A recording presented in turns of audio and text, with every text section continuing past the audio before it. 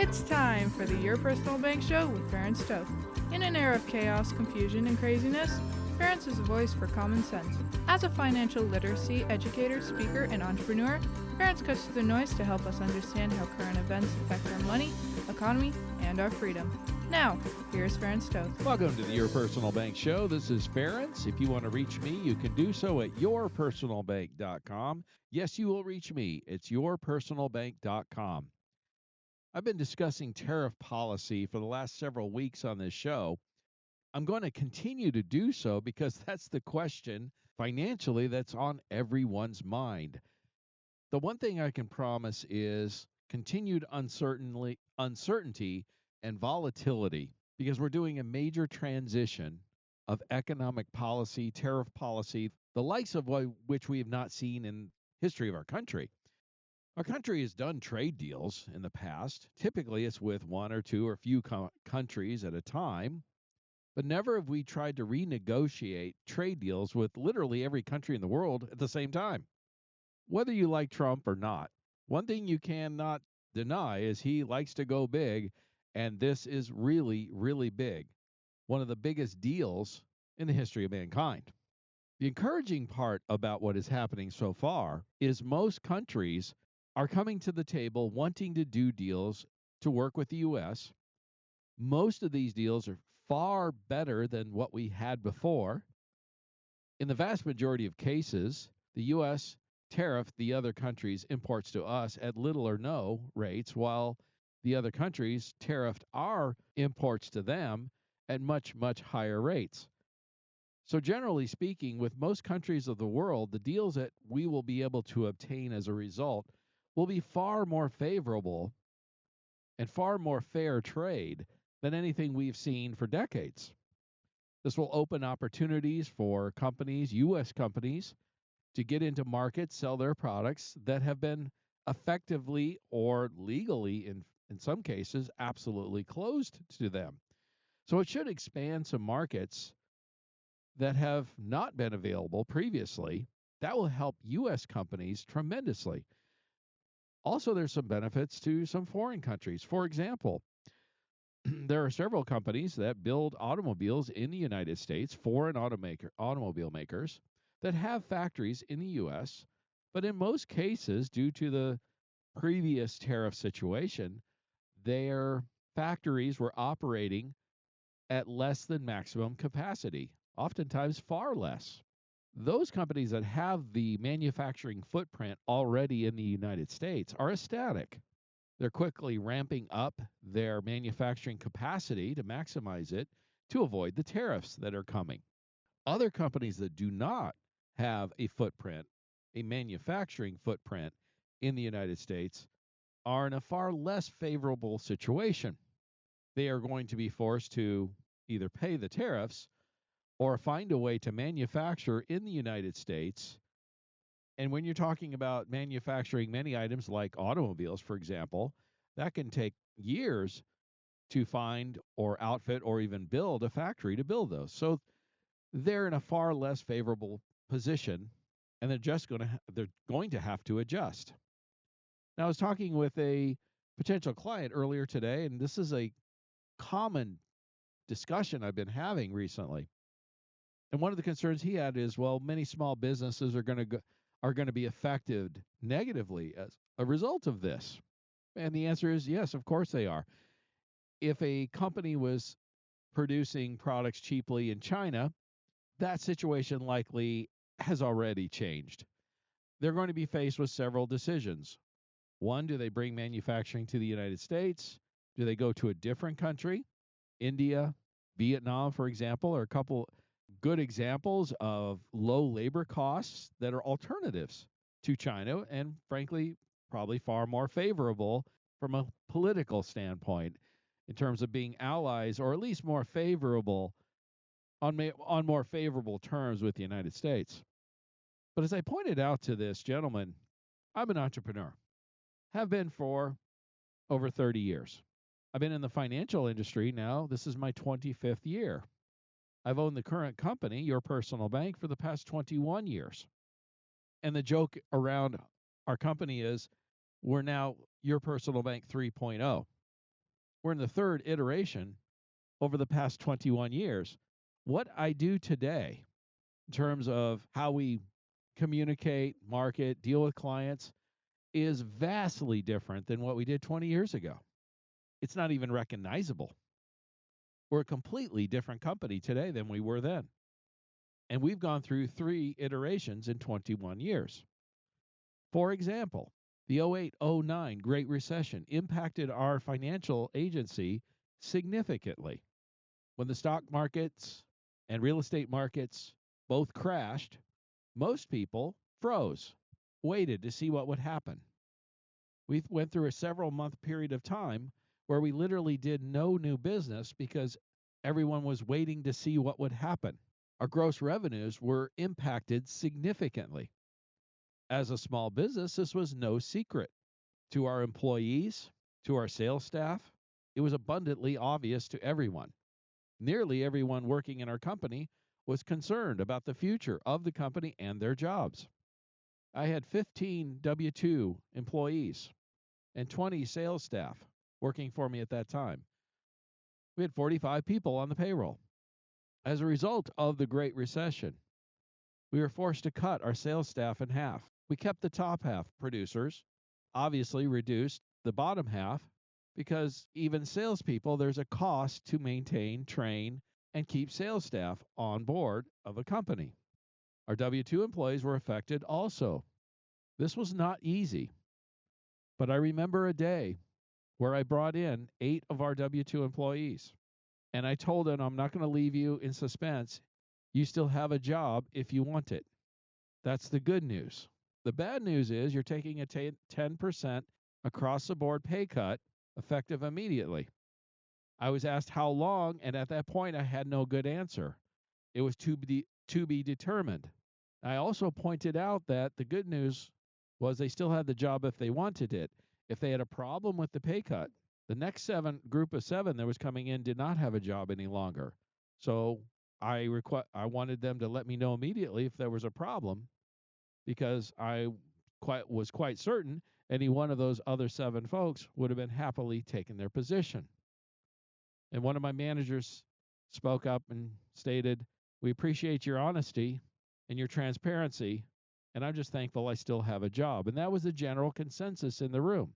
Again, this is in 08-09, in a period where everything's crashing, the economy's crashing, we're in the Great Recession. It's no secret to anyone. The meeting I had afterwards was even less pleasant because, again, those folks did not have a job anymore. It wasn't easy letting go of half of my administrative staff. Some of them were good people, but it was either make the tough decisions like that or eventually close the doors of the business altogether. Fortunately, we were able to bring the pay cut back after 3 months, reinstate the pay, and our company became lean and mean, but also then thrived. Within a year or so, approximately 50% of my competition went out of business. And a couple of years later, our sales doubled because there was less competition out there. That's capitalism. That's the world of business. Any entrepreneur understands the risks involved in starting a business and maintaining one. Those things happen. They were not in our control. Same type of thing happened to millions of businesses during the COVID shutdowns. They literally were shut down overnight. Some had been in business for generations. And so when this gentleman said, well, there's going to be small businesses that are going to suffer or even close due to this tariff situation, I said, yeah, absolutely, because of the change. But this is nothing new. This occurs in business all the time. Another new client of mine, he's a barber. He has friends and cohorts who have owned businesses in a particular strip mall, some for decades. The corporation came in, bought the entire strip mall, taking over, and in essence kicked all those businesses out. They either have to move, adjust, or they're gone. One of my statements to entrepreneurs all the time is evolve or die. If you don't evolve and adjust, you become like the dinosaurs. You go extinct. Those competitors of mine from 08-09 were unable to evolve or adjust. Maybe they had too much debt. Maybe they were unable or unwilling to adjust. But this is a normal part of the process. So this tariff situation is just another iteration of that.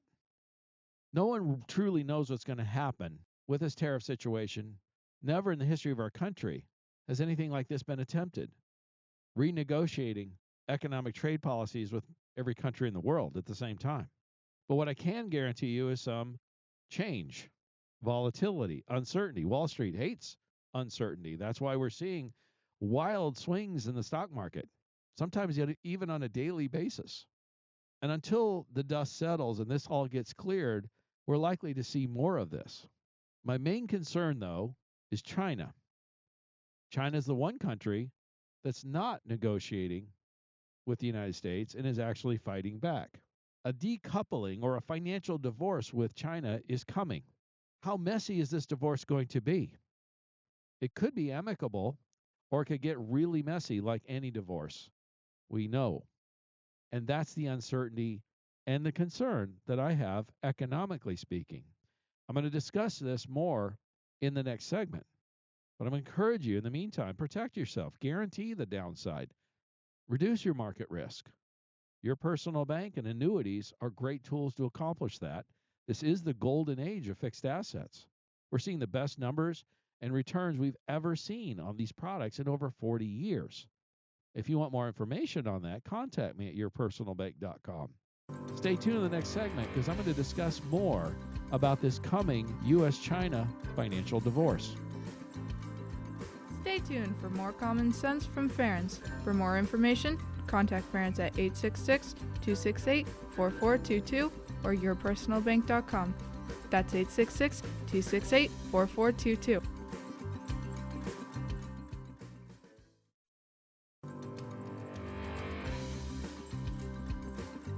Welcome back to the Your Personal Bank Show with Ference Toth. Want more information? Contact Ference at 866-268-4422 or yourpersonalbank.com. That's 866-268-4422. Now back to the show with Ference Toth. Welcome back to the Your Personal Bank Show. This is Ference. If you want to reach me, you can do so at yourpersonalbank.com. Yes, you will reach me. It's yourpersonalbank.com. What we are facing is an upcoming U.S.-China financial divorce. It's a lot more than just about the tariffs. This is a decoupling that is occurring as we speak. We're in the early stages of it. And like any divorce, you have two parties involved. Now, if both parties decide to separate amicably, then it can happen in a relatively calm manner. If one of the parties or both decide to be antagonistic or difficult, it can get really messy really quickly. And so far, we're starting to see some signs of that, and that is where Wall Street and the markets and the economy are concerned. Because we're entangled with China more than any other country in the world. They are the second largest economy in the world. More of our goods come from China than any other country by far. Some of these items are things that we need: prescription drugs, computer chips, rare earth minerals. So although this decoupling or this divorce with China may become messy, may be very difficult, it's necessary. We cannot continue as a country unable to produce the prescription drugs or antibiotics that our population needs.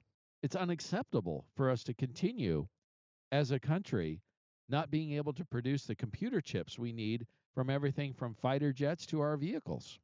It's unacceptable to continue as a country, as an economic power, not having access to the rare earth minerals we need for our smartphones, our vehicles, or anything else for that matter.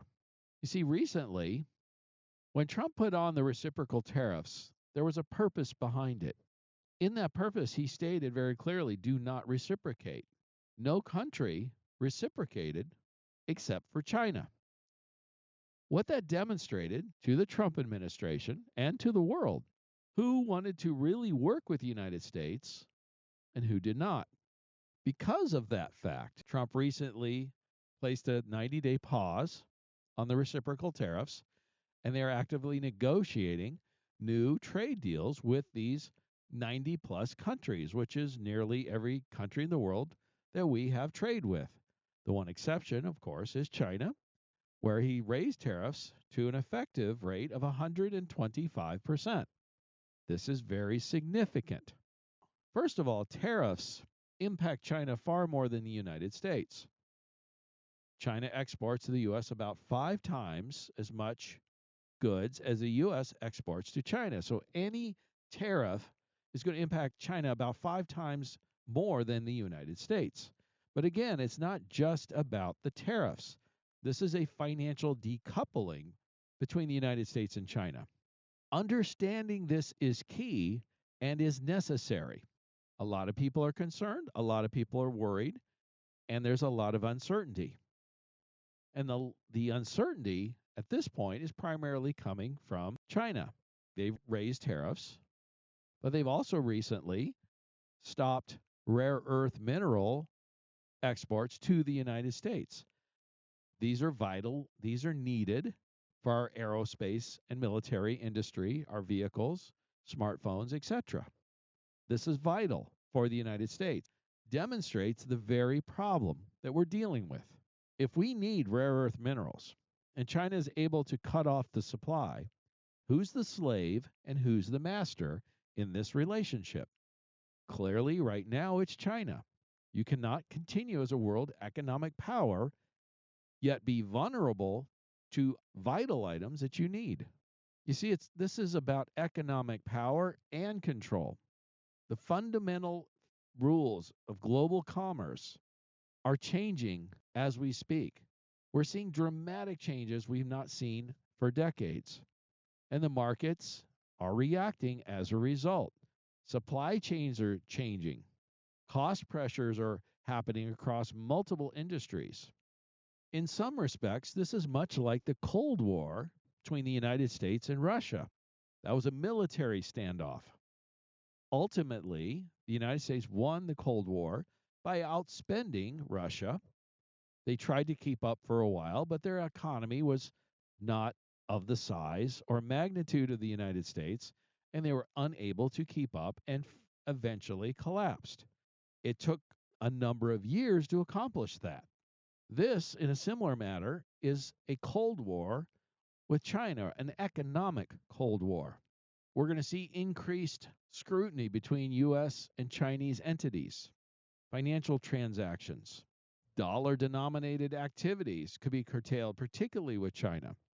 Many investments, endowments, index funds may face increased pressure to divest from Chinese assets. We could see even delistings of different companies. The Trump administration are sending clear signals that American capital should not be funding China's rise. This is an economic Cold War and a technological one also. There's going to be tighter licensing, broader investment bans, more aggressive sanctions likely. So we have two countries that are trying to assert dominance in the technological and AI fields. Each are going to be trying to cut off the other to restrict their capability of building these future technologies. China understands this. They're, in fact, aggressively pushing their cross-border interbank payment system, which is an alternative to the dollar system that's dominated the world's economy for decades. Some countries that want to escape sanctions from the U.S. or Western societies will gravitate towards the Chinese payment system. There's going to be two sides. In essence, countries are going to have to decide which country, which team they want to be a part of, the U.S. or China. A lot of reshoring of manufacturing will occur to avoid tariffs. There will also be shifting away from Chinese manufacturing to other low labor cost countries like Vietnam or India, for example. China is showing no signs of retreating. In fact, they're fighting back. You could say they're repositioning. They recognize the changing environment and they're reacting accordingly to their interests. But in the short term, China has the advantage over the United States because of the vital items they control that we need for our economy. those types of things could cause disruptions. There could be shortages of certain products. But much like we saw with the COVID restrictions and the supply chains that were disrupted, those types of things will resolve themselves. A great example is we went through a several month period where it was nearly impossible to obtain toilet paper. Yet within a few months, that got resolved to where there was again an abundance. The same types of things will occur here. There'll be temporary shortages, disruptions, change, volatility, uncertainty. But again, these things will get resolved. So, am I in favor of what the Trump administration is doing with their tariff economic policy? And the answer really comes down to is it's necessary. It may be difficult. It may be challenging. It may cause some economic pain and chaos. But to continue down the current path of being vulnerable and unable to produce many of the items that we need to survive as a world dominant economy cannot continue down the path we're on, particularly when you're talking about an adversary that's not necessarily our best friend, counting on them to produce items that we need. That puts us in a vulnerable position. So, am I in favor? Absolutely. Is it going to cause some pain? Certainly. Is there going to be uncertainty and volatility? Potentially longer than many people even think. Because right now, the reality is the ball's in China's court, and they're not laying down. They're repositioning. They're fighting back. They're challenging back. They have a totalitarian government. Again, these tariffs will impact their economy far more than the United States, but they have a much stronger control over their population. They may be able to weather this storm far longer than we realize, much like Russia did in the Cold War against the United States. It took many years for the wall to come down or for the Soviets to collapse in Russia because of their strong hold and control of the people. China is much the same. So I don't expect a quick solution to this. If you want to protect yourself from the volatility, the uncertainty, reduce your market risk, consider annuities or your personal bank. They're guaranteed, insured. Your personal bank's also highly liquid, so you could take advantage of opportunities when they do present themselves, which they will. That's the thing with change. It's scary sometimes, but it also produces opportunity. Stay tuned in the next segment. I got some more things about this financial divorce with China that I think you'll find very interesting. Stay tuned for more common sense from Ference. For more information, contact Ference at 866-268-4422 or yourpersonalbank.com. That's 866-268-4422.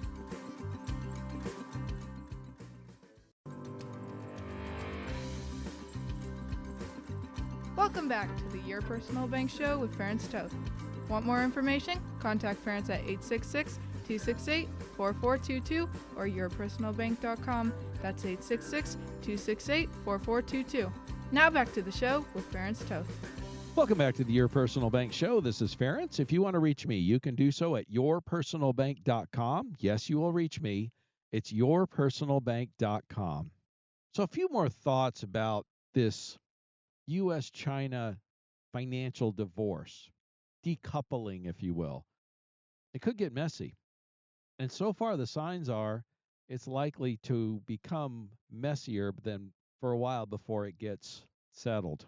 You know, China owns nearly 400,000 acres of American farmland, and much of that is in close proximity to American military bases.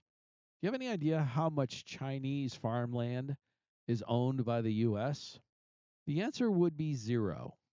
Why is China allowed to purchase so much land near our military bases, yet we're not allowed to do the same in theirs? This is, again, another unacceptable situation. I'll give you another unacceptable situation. You know how many countries that did not receive aid from American taxpayers? Well, the answer would be the United States.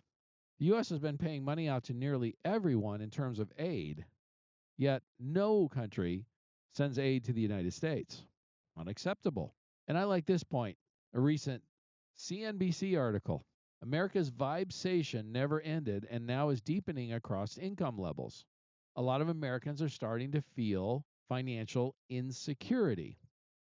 Combination of inflation, high interest rates, tariffs, threats of layoffs are all cited as factors contributing to the pressure. Essentials like food, housing, healthcare are becoming increasingly difficult for many households to manage. And they even point out that many six-figure earners feel like they're just barely keeping up. And so their point is the vibe session isn't just lingering, it's deepening. They also state nearly half of Americans say they're now more stressed now than a year ago. They do point out that the inflation was cited as the top financial stressor, and that is correct. When you increase the cost of goods, that stresses the budget, and that's the primary source of that is excess government spending and printing. They're trying to, through this and a number of different articles, make it seem like this current tariff policy uncertainty is the trigger of Americans' uncertainty, the reason why U.S. consumer sentiment has plummeted to the second lowest level on record since 1952. These are not good news. And they're trying to make it sound like it's the tariff policy that's the cause of this. The reality is the tariff policy and the uncertainty involved with all this is sort of the straw that broke the camel's back. It's the last piece. Even in the CNBC article, they point out that Americans that they interviewed, that inflation was the top financial stressor. That was the true cause of most of the financial stress. And I know we don't hear a lot about this lately because everybody's concerned about tariff policy. The whole inflation situation is far worse than most people even realized, and the causes of it. And here's some things that I think you'll find quite shocking. I know I did when I first heard them. Do you know that in 2007, right before the Great Recession, the total money supply in the United States was $7 trillion, approximately. In 2024, just 17 years later, the total money supply had tripled to 21 trillion. So in 17 years, the total amount of money in the whole system tripled. Most of that was excess money printing by the Federal Reserve. Most of that occurred during the Great Recession, 08, 09, and the COVID shutdowns. Here's another way to look at it. If you have $100 in your pocket right now, you realize that 67 or 2/3 of those dollars were printed just in the last 17 years. It's a shocking amount of excess money that's been printed in the last 17 years since the Great Recession. Now, most of the extra printed dollars went to the banks. Increased money supply increases inflation. It's not that the prices have gone up so much, it's that your dollar buys so much less. Although prices of nearly everything have gone up substantially, for the most part, prices have not tripled in the last 17 years, and there's a reason why. And this is something most people do not know about. The Federal Reserve, as I stated earlier, gave most of these extra dollars that they printed to the banks. Now, they didn't want the banks just flooding the economy and lending out this money to flood the economy because then we would have had even worse inflation. So they did a couple of things. They increased regulations on bank lending, making it more difficult for banks to lend, making it also more difficult to qualify for a loan, to obtain one. But they also, and this is really egregious in my opinion, the Federal Reserve pays banks to hold the money. In other words, not to lend it out. Now, why would they do that? Well, the reason why they are holding this extra money is that so it makes these banks look stronger financially. Remember, the Federal Reserve is not federal or a reserve. It's not public. It's owned privately by the banks. So the banks are self-serving and making themselves look stronger, too big to fail. Remember, we learned that in the Great Recession. By having stronger balance sheets, more cash on hand makes them look financially stronger.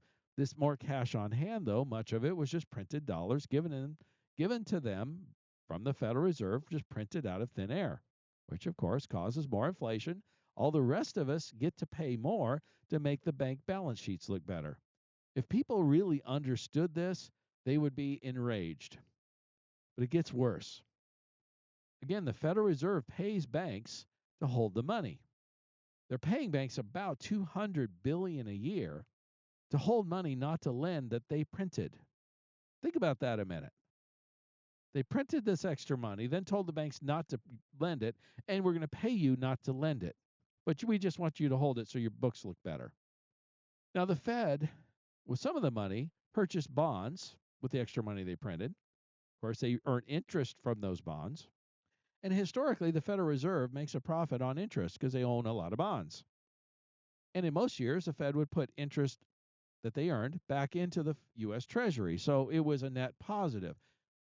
But last year, the Federal Reserve lost $80 billion because they pay banks more to not lend money than they earn on interest on the bonds they own. Now, where does that $80 billion loss, how do they make up the difference? How do they keep the doors open? Guess what? That's where we come in, folks. The U.S. taxpayer gets to pay the Federal Reserve to fund this shell game, in my opinion. Now, they hide it very effectively. Oh, and why do I say the U.S. taxpayer is paying this? Well, the U.S. government's paying them, the Treasury Department, and it's called a deferred asset or negative income on the budget. You can look it up. It's a sleight of hand. It's very hidden. But when I say the U.S. government's paying something, those of you who listen to this radio show know something I've been sharing for years now. The government has no money. The government makes no money. Where do they get the money that they use to spend? From taxpayers, or they have the Federal Reserve print it. So you and I, the taxpayers, we get to pay the government to then turn around and pay the Federal Reserve, last year $80 billion, to keep their doors open because they're stupid enough to print too much money, then pay the banks $200 billion a year to not lend it out. Now, if this sounds asinine to you, that means you're normal. You're a common sense person. Now, a simple solution would be for the Fed just to take that money back and get rid of it. Why print the extra dollars you don't need? Why pay all this extra money to the banks to hold it on money that was just frankly printed out of thin air anyway? Can the Fed do that? Absolutely. It's called quantitative tightening. The Fed does quantitative easing or tightening. Easing increases the money supply and tightening decreases it. Well, what are these? Easing is they print more dollars. They're the only ones that can legally print money out of thin air. If you and I tried to do that, we'd be in jail. Federal Reserve does it all the time. Tightening is where they purchase assets and then destroy the dollars that backed up those assets. They actually physically destroy dollars to reduce the total money supply, which can reduce inflation. So the Federal Reserve has contributed to causing inflation by printing too many dollars, then giving them to the banks, then telling them not to spend that money, not to lend it out, and we're going to pay you not to do so, which means that from printed dollars, which creates more inflation. This is just a circle. It's a circle that goes round and around and around, and guess who pays for it all? The U.S. taxpayer. This reckless, insane financial policy needs to stop. My hope is the current administration will get on top of this, address it, and eliminate it, and bring back some common sense. It's ridiculous. If you want to contact me to learn how to reduce your market risk, avoid the volatility and uncertainty that's engulfing us and engulfing the markets currently and likely to do so for some time until this financial decoupling with China is resolved, contact me at yourpersonalbank.com for more information. I got some more info about the markets and a few key items about real estate I think you'll find very interesting, so stay tuned. Stay tuned for more common sense from Ference. For more information, contact Ference at 866-268-4422 or yourpersonalbank.com. That's 866-268-4422.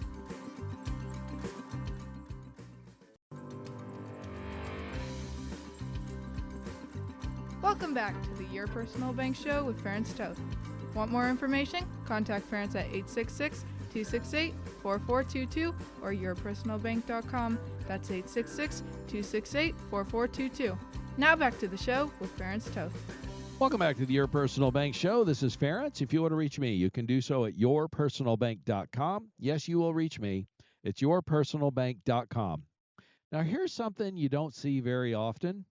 The stock market and U.S. dollar are both going down at the same time. As history points out, tread carefully. Many of these analysts are stating you might want to wait for a more favorable entry point into the market. Because again, when the market and the dollar are both retreating at the same time, that usually spells lower prices, a decline in the market. There's something going on, of course, the uncertainty with the tariff policies, and China, as we discussed earlier in the show, are a big cause of this situation. By the way, if you missed the discussion I had earlier in the show about tariffs and the financial U.S.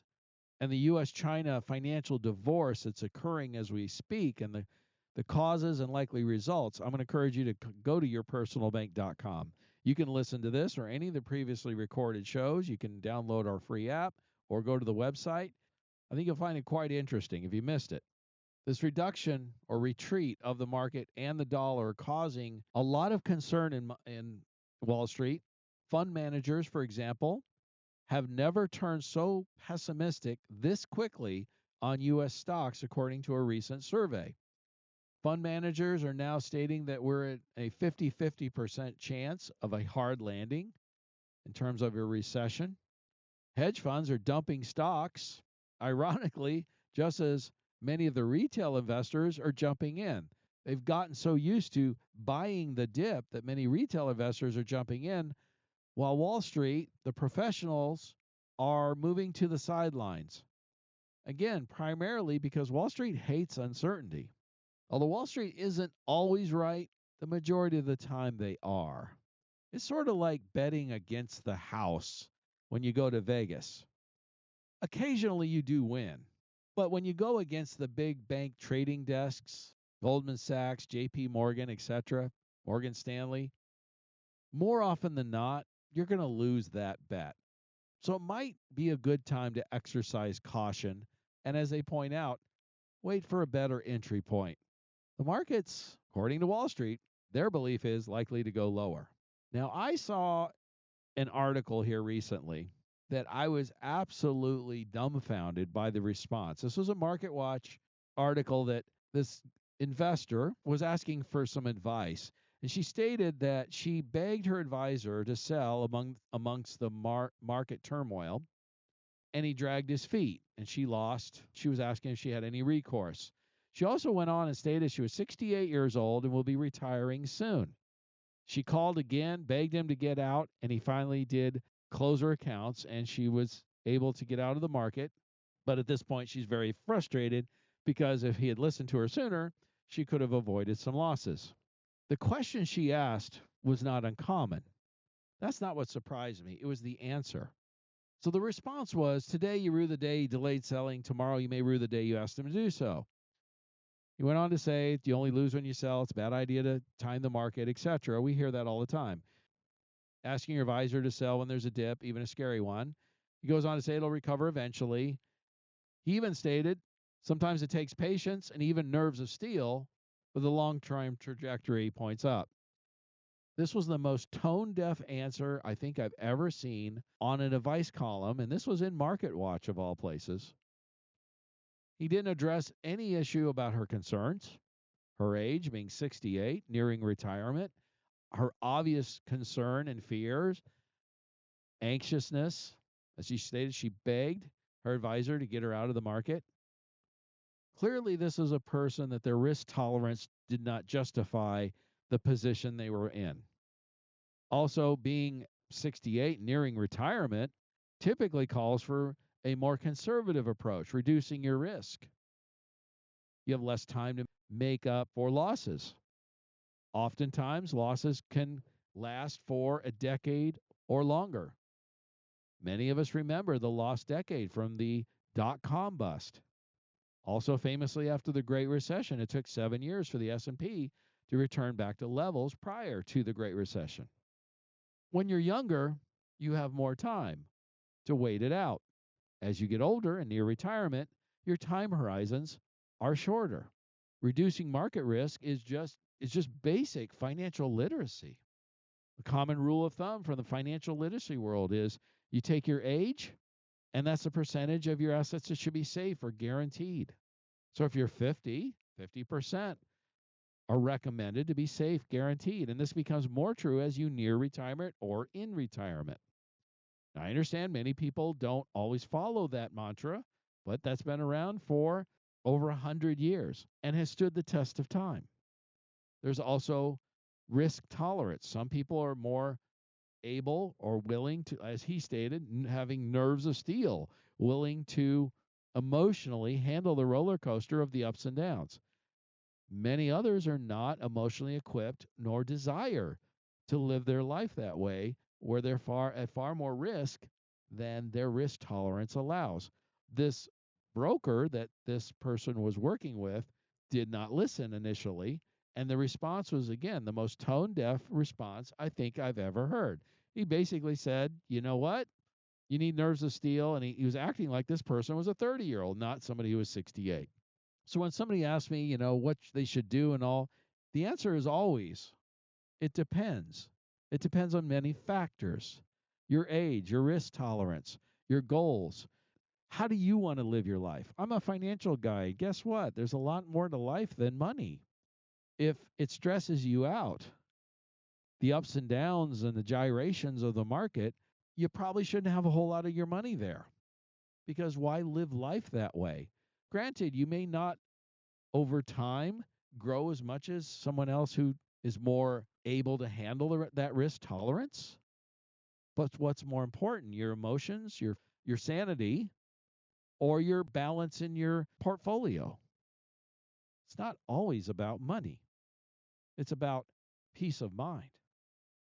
So if some of this makes sense to you, you want to reduce your market risk, you're feeling anxious or nervous or concerned about the gyrations and the uncertainty in the markets, and maybe you have too much of your money there for your risk tolerance or your age or your situation or your goals, contact me at yourpersonalbank.com.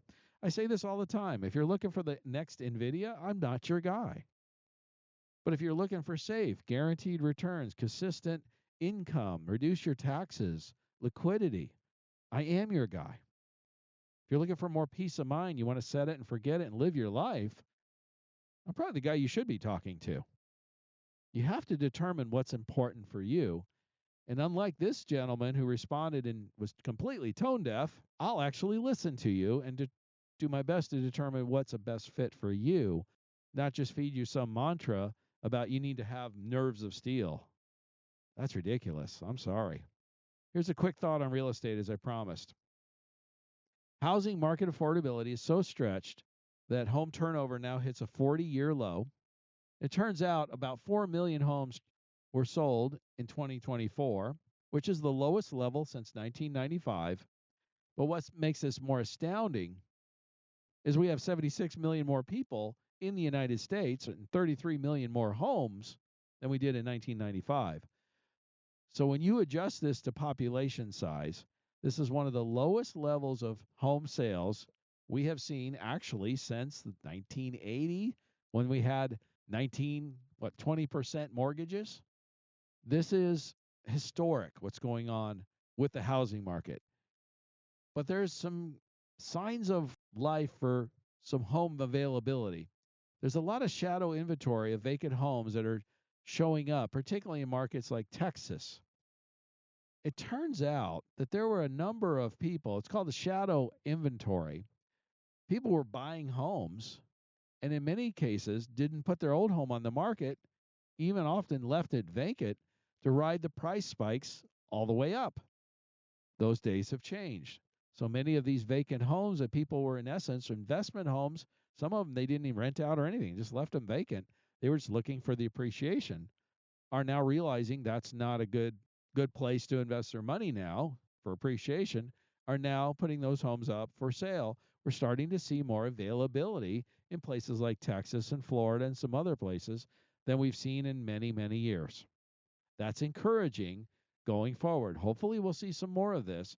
It would be nice to get the real estate market at a more normal level because your home is one of the basic necessities of life. It's not just an investment. And I'm going to finish up with a last couple of quick thoughts here. We had tax day recently. But did you know that over 150,000 federal workers, including over 5,000 IRS employees, owe over $1.5 billion in back taxes? The IRS hounds people every day, but lets their own skate by. This is hypocrisy beyond belief. That needs to change. The encouraging thing on that front is the latest numbers I saw, over 21,000 IRS employees are taking the early buyouts, which is apparently about 20% of the labor force of the IRS. So the 87,000 new agents that the Biden administration was attempting to hire would have nearly doubled the overall headcount at the IRS. And it appears that now, with some other people that are already taking temporary employees, early buyouts, that about 25% of the overall workforce will soon be gone from the IRS. This is a good thing. In my opinion, the income tax was a colossal mistake. And what I mean by that is it put the U.S. government in an adversarial relationship with their citizens, forced them to collect money from their blood, sweat, and tears, their hard work, their risk taking, trying to build something, a business, a career, whatever. The idea of an external revenue service is extremely appealing. And this goes back to the foundation principles of our country: life, liberty, the pursuit of happiness, freedom.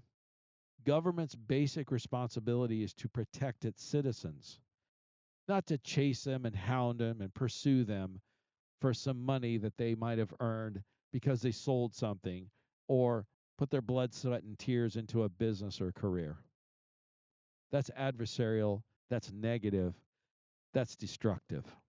I'm hopeful this is the beginning of the end of the IRS. I'm hopeful that we have officials in the Trump administration openly making statements of eliminating or greatly reducing the income tax. That would be one of the greatest accomplishments of this administration if they manage to do so. Stay tuned next week to the Your Personal Bank Show. And as long as it's on our money, in God we trust. Listen Tuesdays at noon and Saturdays at 1 to the Your Personal Bank Show for more information. Contact Ference at 866-268-4422 or yourpersonalbank.com. That's 866-268-4422. This show is designed to provide accurate and authoritative information. The presenter and guests of this program do not engage in legal, accounting, or tax advice. Professional advice regarding your situation should be sought if required. Some products discussed may have limitations and not be available in all states. Excessive unpaid loans may affect performance. Distributions may become taxable if not managed properly. Replacements may not be suitable for everyone. There may be charges when replacing coverage. Dividend rates and bank line of credit rates may change. For current rates, contact Ference at 866-268-4422 or yourpersonalbank.com. Again, that's 866-268-4422 or yourpersonalbank.com.